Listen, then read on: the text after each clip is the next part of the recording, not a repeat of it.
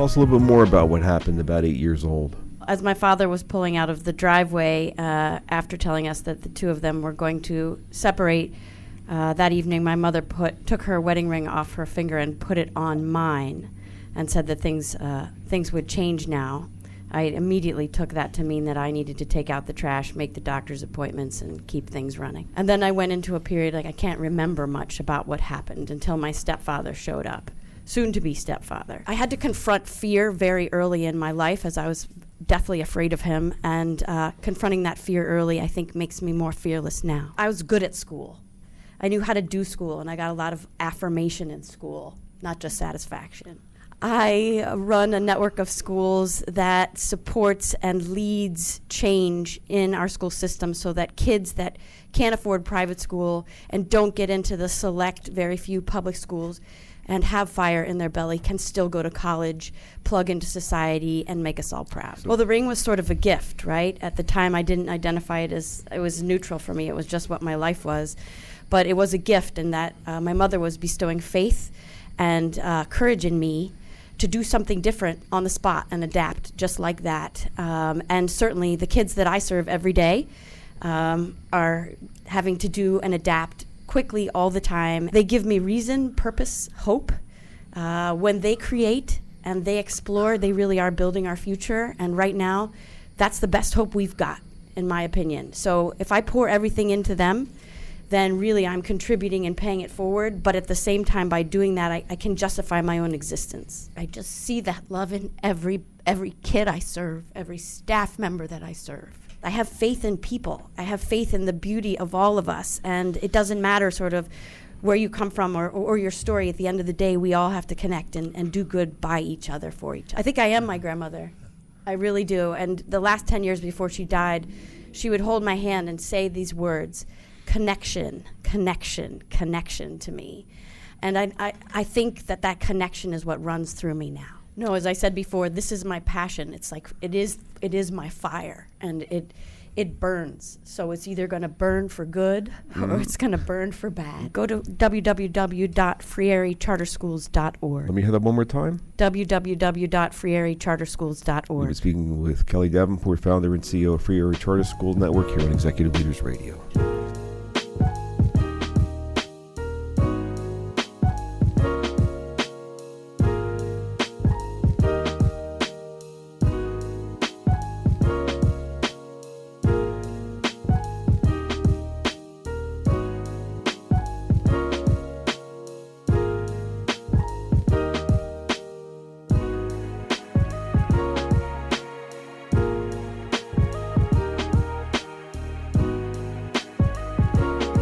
What was the impact of all this stuff in your childhood? Since my older siblings were out of the house, when my mother divorced my father, it really meant that I had to step up and run the house. It taught me how to accept responsibility, I think at a very young age. Mm-hmm. I was 10 or younger when I would run around with my neighbor friends, and we would go to their grandfather's barn and find whatever junk we could and try to build things. Like, our big project was to build a go-kart and run it down the hill and not die. I like to build things. I've been labeled a serial entrepreneur.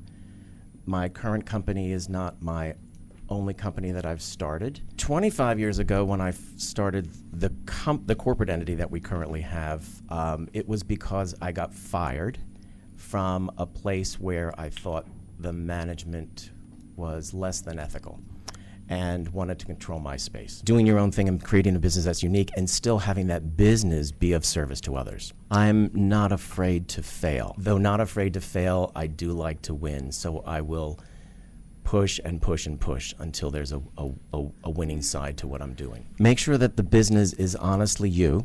I'll rephrase it. And the second would be, make sure that you've set goals and written them down. Clincierge.com.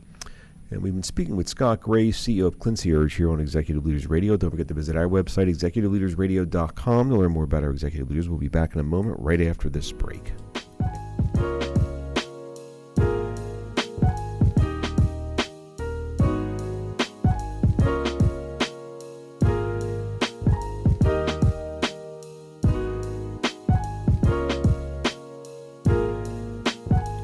Kate, how young were you when you started making money? I was at the age of 14 when I started making money. I started babysitting right away. So I worked at McDonald's, Whitewater Challengers, and Jack Frost. It provided an outlet. You know, I was able to flourish in society. I was really driven. I wanted to be, you know, the employee of the month every time. I mean, I had a really good upbringing. And, you know, I had the nice house with the pool and a great little area to live in. And then I was ripped away from all of that. It was actually my third house I had lived in, and it was just didn't feel right at the time. It was new. I was at age 14. I had to move in with my real dad and my stepmom, and it was new to me. It motivated me because I had to be a chameleon. I had to change who I was, and I really wanted to fit in. I guess I have a lot of love for everybody in my organization. I mean, some of the people have been with me for 8 years from the previous company, and I always want to instill in every person that they can do what they want to do. I recently earned our Women-Owned Business certification, and it's probably one of the most important things to me right now. I think that women, I saw my mother's work from a very young age. My stepmom was a feminist. My mother was an entrepreneur. They had children. They had to make their own way, and it really influenced me. There's a lot of diversity and inclusion in this world that needs to be brought out. I've always felt a sense that I can do it, but until I did it, I didn't know I could do it. I never had self-confidence. Well, there is hope, right? And fail fast and fail forward is one of my favorite sayings because, you know, there was a lot of failure. I did a lot of things wrong in those years, and I had to learn from them quickly and adapt very quickly. Believing in your gut, and you know, the universe will give you the answers.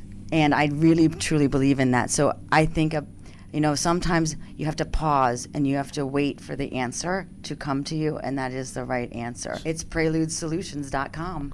PreludeSolutions.com. We've been speaking with Kate Heeman, Principal and CEO of Prelude Solutions here on Executive Leaders Radio. Don't forget to visit our website. It's ExecutiveLeadersRadio.com to learn more about our executive leaders. It's ExecutiveLeadersRadio.com to learn more about our executive leaders. We'll be back in a moment right after this business spotlight.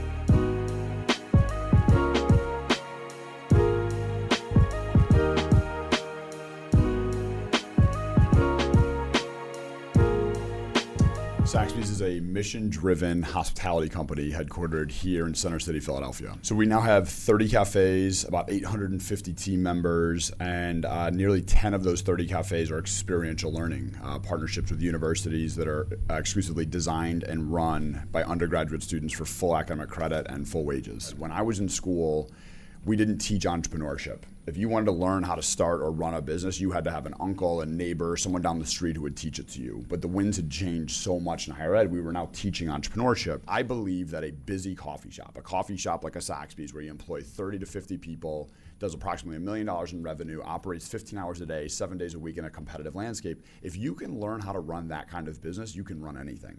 And I believe that it's packaged in a way that young people can actually do it. I think one of the things I've learned from my dad is that my dad never really got the opportunity to be anything but tough.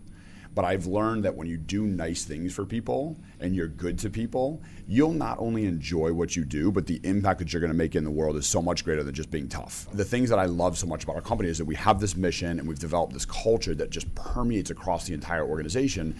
But the way that we mechanize or operationalize that is through experiential learning and through workforce development. You know, we're in a city of Philadelphia, which is one of the fastest growing cities in America. We have all this amazing things happening downtown. We also have incredible poverty. We have the highest poverty rate of any big city in America.